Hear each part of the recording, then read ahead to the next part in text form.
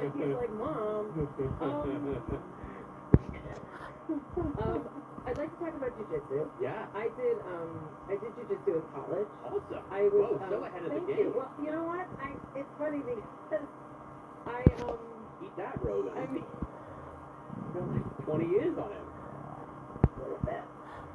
I did Brazilian jiu-jitsu, like the Gracie school. You know, I used to watch that style of fighting, and since I had kids, it's very hard to watch like even football is like, oh, it's someone's child, and I used to love football. That's how I became one out of love lady hormones. Yeah, it happens. It's the thing.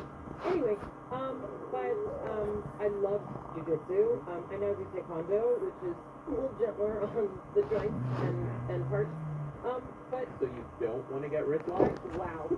No, but I do want to armbar my children. Okay. I do still try. I still triangle them. Now that they're older, they're like, ew. But it's a very creative sport in that you really are, like, if you want to get philosophical about it, which I did, you know, that's a sport where you're literally working with whatever works.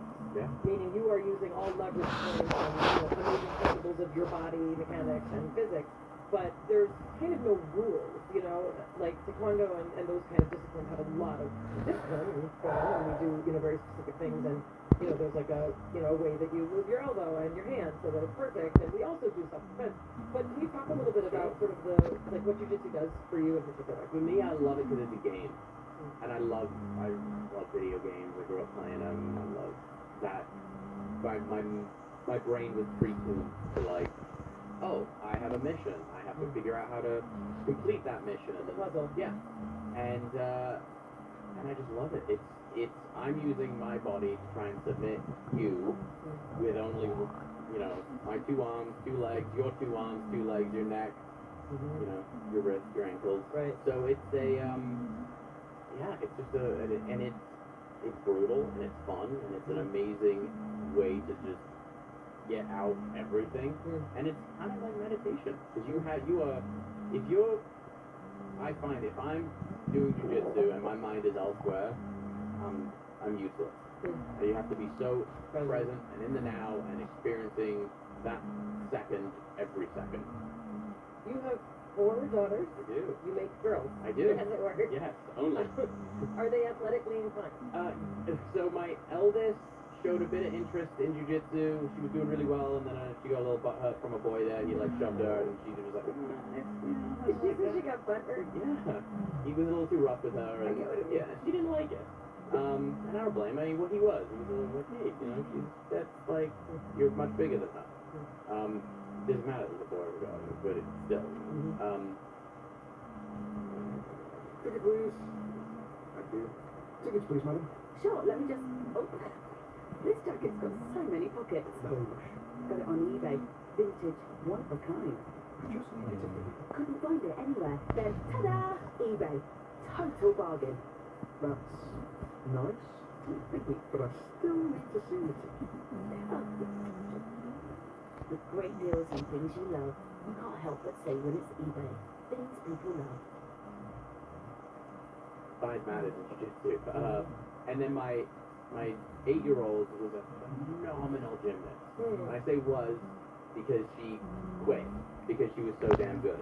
And that's what like You liked it too much. If you give it too much attention, they give up on it. Well, that's actually what I think it was. But she went to this amazing gym. But she was training 20-something hours a week. Oh, wow. It was a proper, like, they had Olympians come through there, Wow. and it was like the real deal. She did one tournament, cleaned up, placed in every thing, and she was winning at it. Wow. And so she did what every kid does, and being like, nah, I'm just gonna, like, I don't know, do something else. So that's number 2. That's number 2. Okay. Number 3, she's just like this little happy, bubbly, you know, third child. We'll find out. Yeah, exactly. She's pretty chill. She wants to do dance. And then Maple, she doesn't know yet.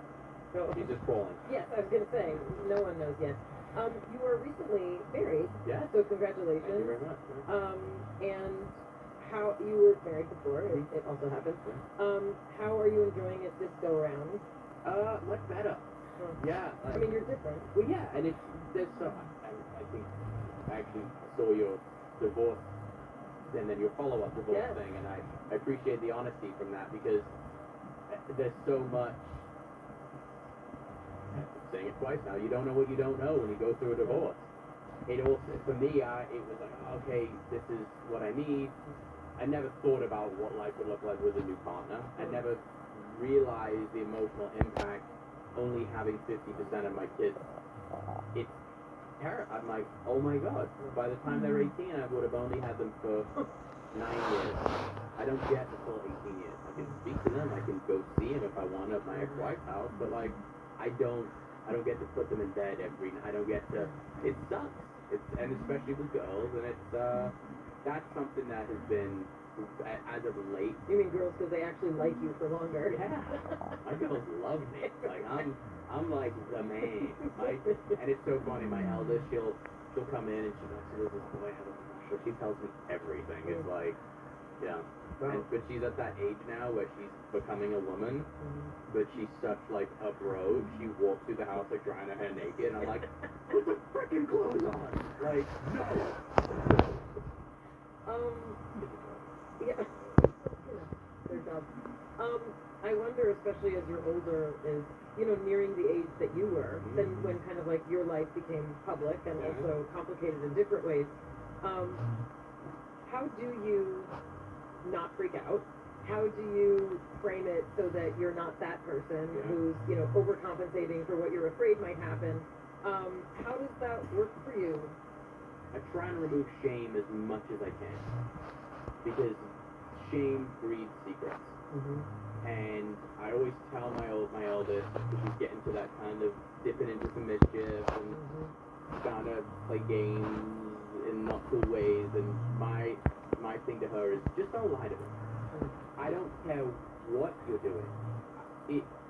If you can't be truthful, we have nothing. So that's my approach to it.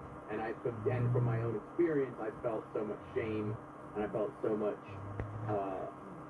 My sisters were always like making fun of me with stuff. I just felt just pushed down a lot, and I try and do the opposite to them, because that to me is, if she's gonna come and be like, hey dad, I want to try weed when she's whatever age, I'll be like, okay, if that's what you want to do it here.